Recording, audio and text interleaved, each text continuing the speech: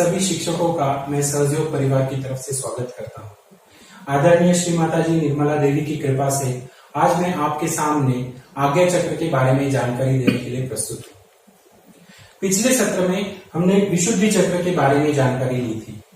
हमने देखा था कि विशुद्धि चक्र किस तरह हमारी वाणी को सरल और संतुलित बनाता है, हमें सामूहिक बनाता है, जिससे कि हम किसी भी टीम वर्क में अपना उचित योगदान कर पाते हैं। इस सत्र में हम आज्ञा चक्र के बारे में जानकारी लेंगे। तो चलिए देखते हैं आज्ञा चक्र क्या है और यह कहां पर स्थित है। इसके लिए हम इस चित्र को देखते हैं जिसे आपने पीछे भी देखा होगा। इस चित्र में हमारे शरीर के अंदर स्थित नाड़ियों और चक्रों की संरचना यानी कि एनाटॉमी दिखाई देती है। इसमें सबसे नीचे आपको ये जो त्रिकोणाकार अस्थि दिखाई दे रही है, इसमें हमारी कुंडलिनी शक्ति स्थित है। इसके अलावा आप इस मध्य नाड़ी को भी देखें।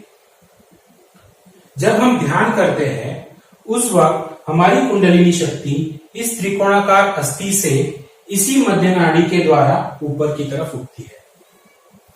ऊपर की तरफ उठते हुए वह हर चक्र को भेदती है और अंततः वह सहस्त्रार या फिर लिम्बिक एरिया में विलीन हो जाती है। जब यह कुंडलिनी शक्ति ऊपर की तरफ उठती है और वो विशुद्धि चक्र को पार करती है तो वो इस जगह पे आती है। ये जो पॉइंट आपको दिख रहा है इस जगह पे आती है। यही पॉइंट जो है उसे ही हम आज्ञा चक्र कहते हैं। ये आज्ञा चक्र हमारे माथे पर इस जगह पर स्थित है। जहां पर आज्ञा चक्र स्थित है वो एक बहुत ही अनोखी जगह है, क्योंकि इस पॉइंट पे हमारी शरीर की दोनों नाड़ियां लेफ्ट चैनल और राइट चैनल जो है वो एक दूसरे को क्रॉस करके विपरीत दिशा में जाती है। जिस पॉइंट पे ये एक दूसरे को क्रॉस करती है उसी को हम ऑप्टिक चाइज्मा कहते हैं, जिसे हम आज्ञा चक्र भी कहते हैं। तो आज्ञा चक्र में जैसा मैंने बताया कि यहां पर स्थित है। तो अब हमने ये देखा कि आज्ञा चक्र कहाँ है और आज्ञा चक्र क्या है। आज्ञा चक्र के बारे में एक बहुत महत्वपूर्ण बात यह है कि आज्ञा चक्र जो है वो बहुत ही सूक्ष्म चक्र है। इसमें एक बहुत ही संकरी जगह है जिसके थ्रू कुंडलिनी शक्ति को ऊपर की तरफ उठना पड़ता है और कुंडलिनी शक्ति के आज्ञा चक्र को पार करने के बाद ही वो लिम्बिक एरिया यानी कि सहस्त्रार में पहुंचती है। ये हमारा सहस्त्रार है। तो आज्ञा चक्र को क्रॉस करने के बाद ही वो सहस्त्रार में पहुंचती है और तभी आपको निर्विचारिता की अनुभूति होती है। तो आज्ञा चक्र क्यों महत्वपूर्ण है? तो वैसे तो आज्ञा चक्र काफी चीजों के लिए महत्वपूर्ण है, पर उसके हम दो एस्पेक्ट्स आज देखेंगे, एक मेडिकल एस्पेक्ट और एक प्रोफेशनल एस्पेक्ट। तो मेडिकली आज्ञा चक्र क्यों इंपॉर्टेंट है, क्या महत्व है आज्ञा चक्र का? तो मेडिकली आज्ञा चक्र हमारे ब्रेन में स्थित पिट्यूटरी और पीनियल ग्लैंड्स के कार्य को संचालित करता है। अब ये जो ग्लैंड्स है या फिर ग्रंथियां है वह हमारे ब्रेन में विभिन्न हार्मोन्स को सीक्रेट करती है जो हमारे शारीरिक और मानसिक स्वास्थ्य के लिए बहुत ही महत्वपूर्ण है। इसके अलावा आज्ञा चक्र आपके आंखों की भी देखभाल करता है। इसी की वजह से अगर आप बहुत ज्यादा टीवी देखते हैं या बहुत ज्यादा मोबाइल देखते हैं, बहुत ज्यादा रीडिंग करते हैं या फिर छोटी छोटी चीजों के बारे में बहुत ज्यादा सोचते हैं तो इससे आज्ञा चक्र दुर्बल होता है। आज्ञा चक्र के दुर्बल होने से आप चिड़चिड़े हो जाते हैं, आप अहंकारी हो जाते हैं, आप अपनी क्षमा करने की शक्ति को खो देते हैं। पर ये चीजें तो आपके बिहेवियरल एस्पेक्ट्स में दिखाई देती है, जैसे आपके व्यवहार में दिखाई देती है, पर इसकी आपके शारीरिक स्वास्थ्य पे भी इसका बुरा असर पड़ता है। अगर आपका आज्ञा चक्र दुर्बल होता है तो आपको सरदर्द, बदहजमी, हाइपरटेंशन और इंसोम्निया या फिर जिसे हम निद्रानाश भी कहते हैं, ऐसी बीमारियों से आप ग्रसित हो सकते हैं। तो मेडिकली हमने देखा कि आज्ञा चक्र कितना महत्वपूर्ण है। तो चलिए अब आज्ञा चक्र के व्यावसायिक एस्पेक्ट या फिर प्रोफेशनल एस्पेक्ट के बारे में बात करते हैं। शिक्षकों के लिए आज्ञा चक्र का विकसित होना अत्यंत महत्वपूर्ण है। अध्यापन के कार्य में विभिन्न बौद्धिक स्तर के विद्यार्थियों को, शिक्षकों को हर एक कठिन से कठिन विषय को सरल भाषा में प्रस्तुत करना पड़ता है। ऐसी स्थिति में शिक्षकों को वैचारिक स्थैर्य और शांत स्वभाव बनाए रखना बहुत ही महत्वपूर्ण है। इसमें आज्ञा चक्र का रोल बहुत ही इंपॉर्टेंट है। विद्यार्थियों का अनुशासनहीन व्यवहार तथा किसी एक विषय को उन्हें बार बार समझाने के बाद भी उसे ठीक से न समझ पाना, इन चीजों की वजह से क्रोधजन्य परिस्थितियां उत्पन्न होती है। पर इसका सबसे ज्यादा परिणाम शिक्षकों के कार्य की प्रणाली, उनकी गुणवत्ता और उनके व्यक्तिगत जीवन पर ही होता है। ऐसे में आज्ञा चक्र के शुद्ध होने से मनुष्य का मूल स्वभाव ही शांत हो जाता है। ऐसी परिस्थितियों में शिक्षक जो है वो अपना मानसिक संतुलन बनाए रख सकते हैं और अपने विषयों पर अधिक एकाग्र हो सकते हैं। अध्यापन के अलावा शिक्षकों को और भी महत्वपूर्ण प्रोजेक्ट्स कंप्लीट करने पड़ते हैं। उन्हें सांस्कृतिक गतिविधियां या फिर मूल्य शिक्षण विषय गतिविधियां तथा अन्य प्रशासनिक कार्यों में भी अपने बौद्धिक ऊर्जा को खर्च करना पड़ता है। अपने वरिष्ठों और पीयर्स के साथ काम करते हुए उन्हें इन बातों का ख्याल रखना पड़ता है कि वो अपने मानसिक संतुलन को बनाए रखे। उन्हें अपना बौद्धिक स्थैर्य बनाए रखना पड़ता है। अनुचित प्रतिक्रियाएं न देना, इन चीजों के बारे में भी ख्याल रखना पड़ता है। हमारे अंदर इन तत्वों को स्थिर करने में आज्ञा चक्र की एक बहुत ही महत्वपूर्ण भूमिका होती है। अब शिक्षकों को न केवल मैनेजमेंट और अपने सहकारियों के साथ समन्वय बनाना पड़ता है, बल्कि उन्हें छात्रों और उनके पेरेंट्स के साथ भी समन्वय बनाना पड़ता है। जब भी रिजल्ट आता है तो यह देखा जाता है कि शिक्षक के विषय में रिजल्ट किस तरह आया है। उस रिजल्ट से ही मैनेजमेंट शिक्षक की गुणवत्ता को आंकते हैं। यदि रिजल्ट खराब आ जाता है तो शिक्षक की तरफ ही उंगली उठाई जाती है। मैनेजमेंट एक तरफ से सवाल पूछती है तो दूसरी तरफ से छात्रों के पेरेंट्स सवाल पूछते हैं, हमारे बच्चों का इस विषय में रिजल्ट खराब क्यों आया है? यह सवाल शिक्षकों से पूछा जाता है। अगर शिक्षक प्रति अहंकारी या फिर न्यूनता की भावना रखता है तो यह मानने लगता है कि कमी उसमें ही है। न्यूनता की भावना और बढ़ जाती है और वो भय में जीने लगता है, जिसका परिणाम उसके अध्यापन में दिखाई देने लगता है।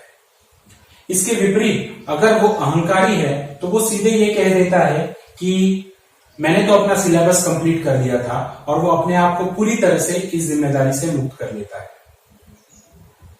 पर इससे एक शिक्षक की हैसियत से उसकी ग्रोथ नहीं हो पाती।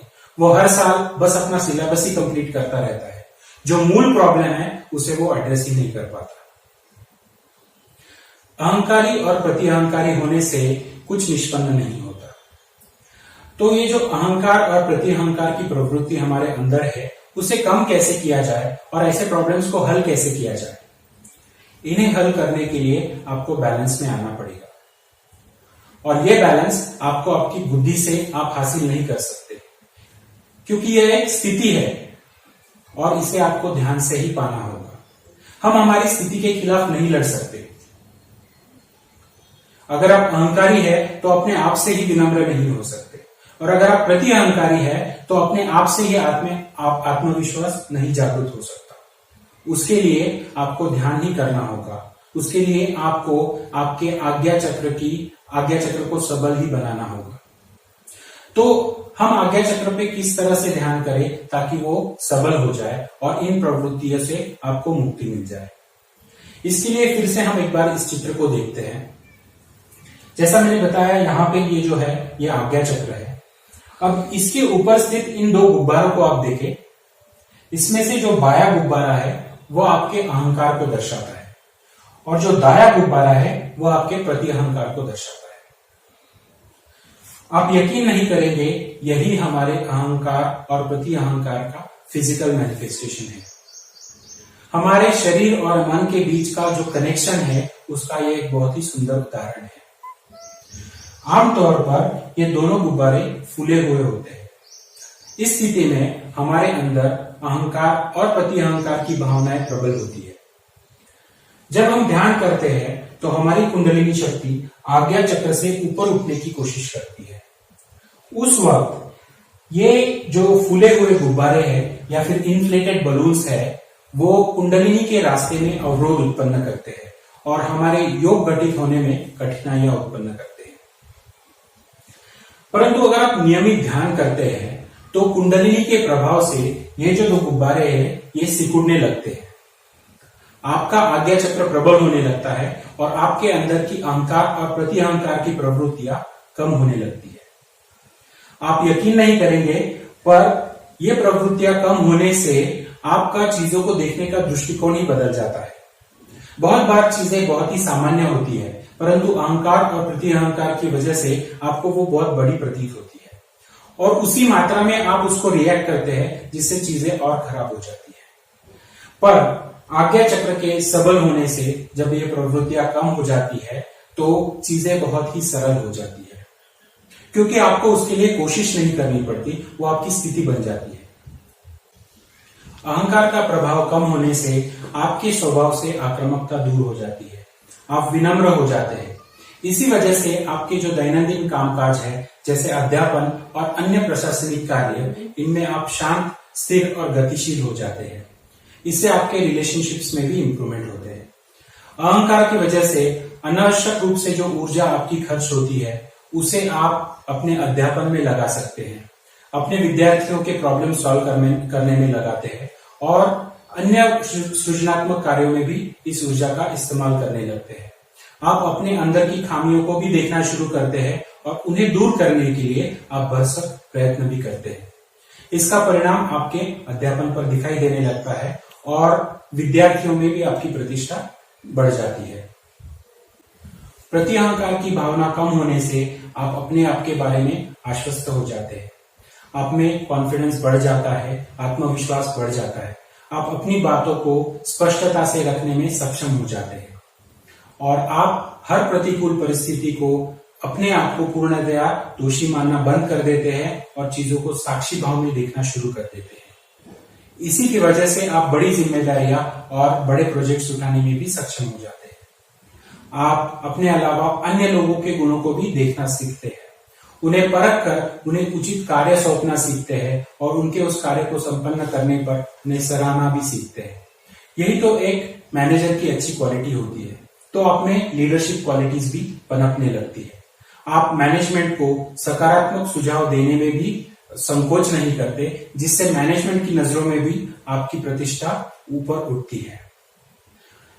तो ये तो व्यावसायिक एस्पेक्ट्स है, प्रोफेशनल एस्पेक्ट्स है, जिसमें आपको आज्ञा चक्र के सक्षम होने से काफी सारे लाभ मिलते हैं। पर इसके अलावा मेडिकली अगर देखें तो मैंने आपको जो बताया था कि मेडिकली कुछ प्रॉब्लम्स आते हैं, तो सबसे इम्पोर्टेंट इसमें है कि सरदर्द से आपको छुटकारा मिलता है। जैसे जब ये गुब्बारे फूले हुए होते हैं तो इन गुब्बारों की वजह से जो हमारे नर्व्स है, जो हमारे ब्रेन में होती है, उन पे प्रेशर पड़ता है, जिसकी वजह से आपको हमेशा सरदर्द की परेशानी होती है। पर ये गुब्बारे सिकुड़ने से ये जो प्रेशर है वो रिलीज हो जाता है और सरदर्द से आपको हमेशा के लिए छुटकारा मिलता है। इसके अलावा ब्लड प्रेशर भी ये रेगुलेट करता है, जो हाइपरटेंशन की प्रॉब्लम होती है वो भी इससे दूर हो जाती है। और जिन लोगों को सोने में परेशानी होती है, इंसोम्निया की प्रॉब्लम होती है, वो भी प्रॉब्लम इससे काफी हद तक रेगुलेट हो जाती है। तो इस तरह से आज्ञा चक्र पर अगर आप नियमित ध्यान करते हैं तो आपको अनेक लाभ हो सकते हैं। तो चलिए अब हम देखते हैं कि आज्ञा चक्र पर ध्यान किस तरह किया जाता है। ध्यान करने के लिए आप जमीन पर रिलैक्स होकर के बैठ जाए। अगर आप किसी कारणवश जमीन पर नहीं बैठ सकते तो आप कुर्सी पर भी बैठ सकते हैं। तो इस तरह से आपको बैठना है नीचे और अपने दोनों हाथों को अपनी गोद में लेना है, अपने चित्त को स्थिर करना है। इसके बाद में हमें कुछ चीजें करनी पड़ती है ध्यान करने से पहले। कुछ कृतियां हैं जो आपने इसके पहले वाले सत्र में भी देखी होंगी। अगर आपको उसमें कुछ डाउट्स है तो आप मुझे एक बार फिर से देख लें। सबसे पहले हम बंधन बांधते हैं और फिर कवच लेते हैं। तो बंधन बांधने के लिए आप अपना जो लेफ्ट हैंड है उसको अपने मूलाधार चक्र के सामने रखें। इस लेफ्ट हैंड को हमें ऊपर की तरफ उठाना होता है, सहस्त्रार की तरफ, पर ऊपर की तरफ उठाते हुए हमारा जो राइट हैंड है उसको हम लेफ्ट हैंड के अराउंड क्लॉकवाइज डायरेक्शन में घुमाते हैं और फिर लेफ्ट हैंड हर एक चक्र के सामने से उठाकर सहस्त्रार में लेके जाते हैं। तो आप देख सकते हैं यहाँ पे मूलाधार चक्र पे मैं हूं और अपना राइट हैंड जो है वो उसके अराउंड क्लॉकवाइज डायरेक्शन में घुमा रहा हूं। तो ये हो गया मूलाधार, स्वादिष्ठान, नाभि, अनाहत, विशुद्धि, आज्ञा और सहस्त्रार। जब आप सहस्त्रार में पहुंचते हैं तो आप ऊपर की तरफ देखें और एक गांठ बांध दें। ये जब आप पहली बार करते हैं तो हम एक गांठ बांधते हैं। जब आप दूसरी बार ये कृति करते हैं तो आपको यहाँ पे 2 गांठें बांधनी है इस तरह से, और जब आप ये कृति तीसरी बार करते हैं तो आपको यहाँ पे 3 गांठें बांधनी है इस तरह से। तो ये हम बंधन लिया है हमने। इसके बाद हम अपने आप को कवच देते हैं। कवच देने के लिए आपको अपना लेफ्ट हैंड जो है वो गोद में रखना है और अपने राइट हैंड को लेफ्ट साइड से उठाते हुए अपने सहस्त्रार के ऊपर से लेकर आपको राइट की तरफ लेके जाना है और फिर से सहस्त्रार के ऊपर से उठाकर आपको लेफ्ट की तरफ लेके जाना है। इसको हम काउंट करेंगे 1। इसको हमें 7 बार करना होता है। तो ये हो गया 2, ये हो गया 3, ये हो गया 4, 5, 6, 7। तो बंधन और कवच लेने के बाद हम फिर से अपने दोनों हाथ गोद में लेते हैं, चित्त को स्थिर करते हैं और अब हम दोनों साइड्स को बैलेंसिंग करते हैं। हमारी लेफ्ट चैनल को हम बैलेंस करेंगे, फिर हमारी राइट चैनल को हम बैलेंस करेंगे। तो लेफ्ट चैनल को बैलेंस करने के लिए आपको अपना राइट हैंड जमीन पर रखना है, लेफ्ट हैंड आपकी गोद में ही रहेगा। यहाँ पे हम कुछ प्रेयर्स करते हैं। इसके बाद में हम अपने राइट साइड को क्लियर करने के लिए अपना राइट हैंड गोद में लेते हैं और अपना लेफ्ट हैंड आकाश की तरफ उठाते हैं। यहाँ पे हम कुछ प्रेयर्स करते हैं।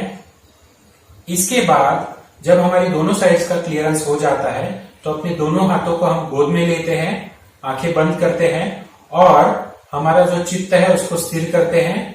सबसे पहले हम मूलाधार चक्र यानी कि यहाँ पर हम अपना चित्त स्थिर करते हैं। यहाँ पे हम कुछ प्रेयर्स करते हैं। यहाँ पर कुछ क्षणों के लिए हम रुकते हैं और फिर अपना ध्यान जो है वो ऊपर की तरफ लेकर विशुद्धि चक्र पर जाते हैं यहाँ पे। और विशुद्धि चक्र पर आप कुछ प्रेयर्स कर सकते हैं। ये विशुद्धि चक्र है आपका। यहाँ पे हम कुछ प्रेयर्स करते हैं, जिसके बाद में हम ऊपर की तरफ उठते हैं, हमारे चित्त को लेकर के जाते हैं आज्ञा चक्र पर। यह हमारा आज्ञा चक्र यहाँ पर है। तो आज्ञा चक्र पर हम अपना राइट हैंड जो है उसको माथे पर इस तरह से रखते हैं और हल्के से उसको प्रेशर देते हैं, थोड़ा सा प्रेस करते हैं और यहाँ पे हम क्षमाशीलता की प्रेयर करते हैं। और इसके बाद हम अपना राइट हैंड जो है उसकी हथेली हमारे सहस्त्रार पे रखते हैं और सहस्त्रार पे रखकर हम उसे क्लॉकवाइज डायरेक्शन में 7 बार घुमाते हैं। इस तरह क्लॉकवाइज डायरेक्शन में, क्लॉकवाइज मतलब ऐसे, इस तरह से हमें 7 बार घुमाना है। पर घुमाना इस तरह से है कि आपकी हथेली से आपकी जो तालू के ऊपर की त्वचा है वह भी हथेली के साथ घूमनी चाहिए। इसको हम 7 बार करते हैं। यह होने के बाद आप अपना हाथ जो है वो हल्के से ऊपर उठा के चेक कर सकते हैं कि आपको कुछ ठंडी या गर्म लहरियां महसूस हो रही है कि नहीं, और फिर आप अपना हाथ नीचे गोद में रखकर ध्यान की अवस्था में चले जा सकते हैं। जब हम ध्यान करते हैं तो हमें कुछ चीजों के बारे में देखना पड़ेगा। अगर आपको कुछ अनुभूतियां हो रही है उनके ऊपर आप ध्यान रखें। जैसे अगर आपके दोनों हथेलियों पर अगर आपको कुछ ठंडी या गर्म लहरियां महसूस हो रही है, या फिर किसी भी हथेली के, किसी भी हाथ के फिंगर्स में, किसी भी फिंगर में आपको चुभन या फिर झुंझुनाहट महसूस हो रही है, आपको इस पर ध्यान रखना है। या फिर सहस्त्रार में भी आपको सहस्त्रार के ऊपर उठने वाली ठंडी या गर्म लहरियां महसूस हो रही है क्या, इस पर भी आपको ध्यान रखना है। तो इस तरह से हम लोग ध्यान करेंगे। इसके बाद हम लोग एक्चुअल ध्यान जो है उसको करते हैं।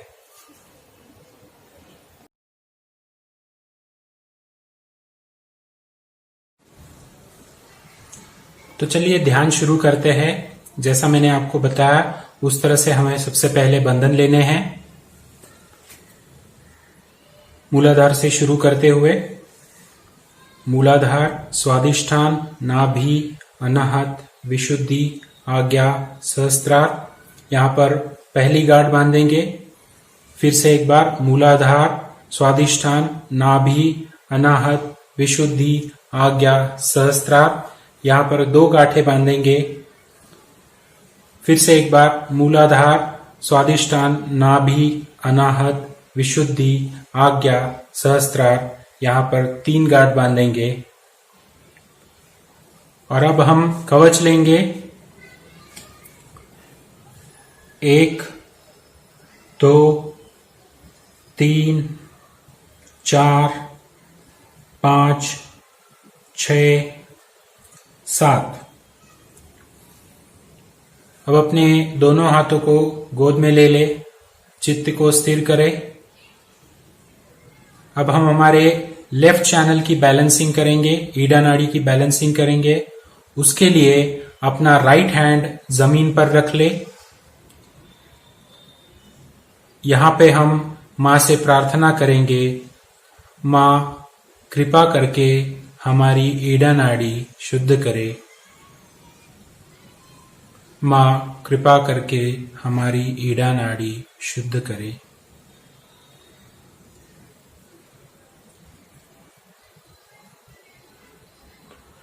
अपने लेफ्ट हैंड की हथेली पर आप ध्यान रखें, फिंगर्स पे ध्यान रखें, कुछ अनुभूति हो रही है क्या।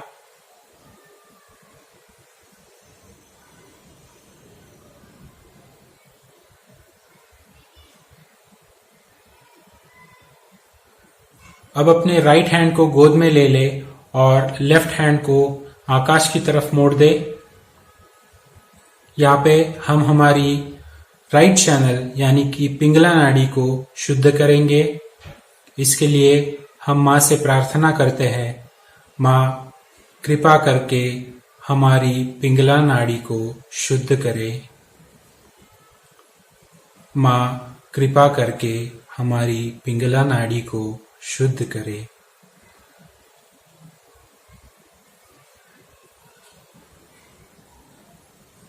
अपनी राइट हैंड की हथेली पर कुछ महसूस हो रहा है क्या, उस पर ध्यान दे।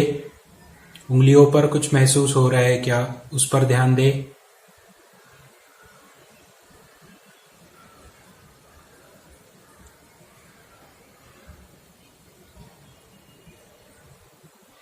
अब अपना लेफ्ट हैंड गोद में ले ले और चित्त को मध्य नाड़ी पर स्थिर कर ले।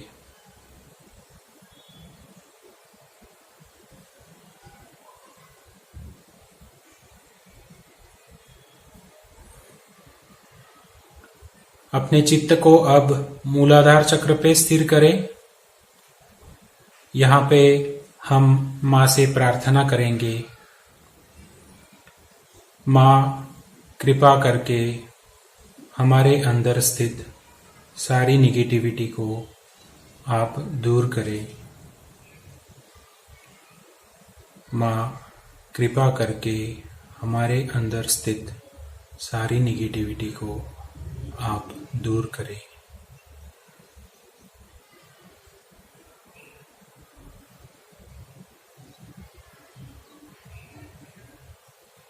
दोनों हाथों की हथेलियों पर आप जांच ले, कुछ अनुभूति हो रही है क्या।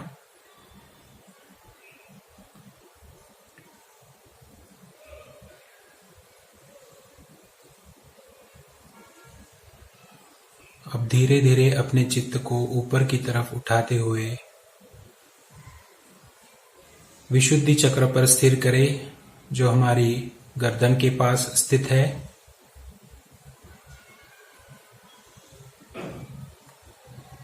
यहाँ पे हम मां से प्रार्थना करते हैं, मां कृपा करके हमारी वाणी में मधुरता लाए। मां कृपा करके हमें एक मधुर व्यक्तित्व बनाए।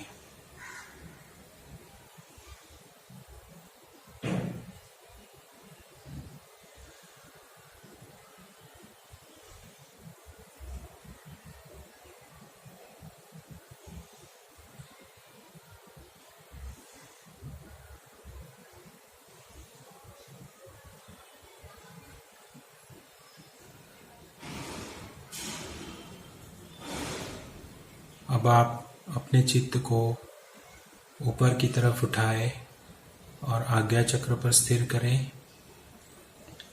यहाँ पे जैसा मैंने आपको पहले बताया था, अपने राइट हैंड को अपने माथे पर रखें, गर्दन थोड़ी सी झुकाए और अपने राइट हैंड से माथे को थोड़ा सा प्रेस करें और यहाँ पे माँ से प्रार्थना करें, माँ कृपा करके आप हमें क्षमाशील बनाएं।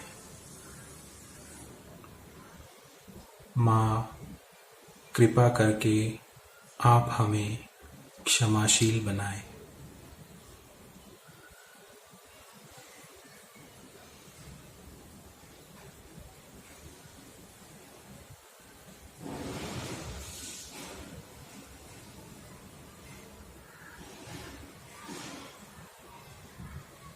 अब आप अपना चित्त धीरे धीरे ऊपर सहस्त्रार की तरफ लेके जाएं और जैसा मैंने बताया था, राइट हैंड की हथेली को हमें सहस्त्रार पे रखना है और 7 बार उसे क्लॉकवाइज दिशा में घुमाना है।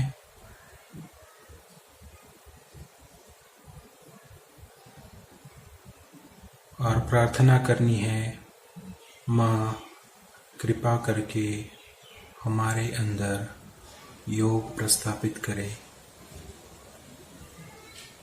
माँ कृपा करके हमारे अंदर योग प्रस्थापित करे।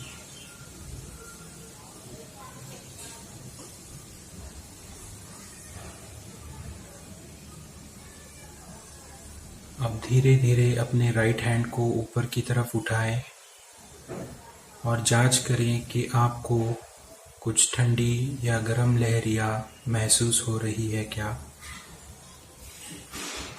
हाथ को थोड़ा सा ऊपर नीचे करके देख सकते हैं, आगे पीछे करके देख सकते हैं। महसूस करें कुछ लहरियाँ आपको महसूस हो रही है क्या, जांच कर ले।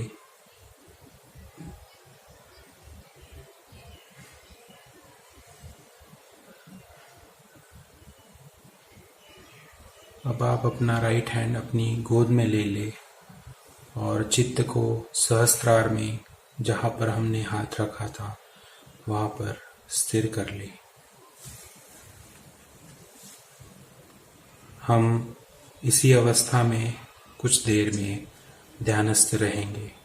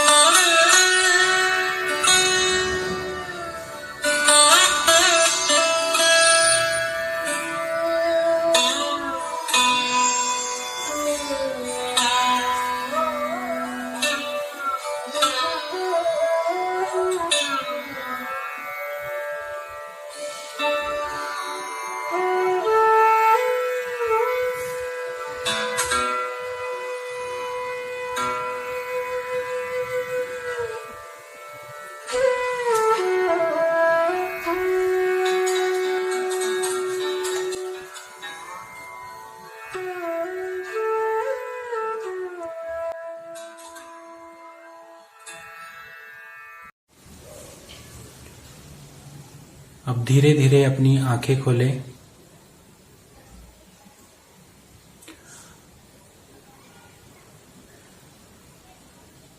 आपको महसूस होगा कि आपका चित्त जो है वो अब शांत हो चुका है।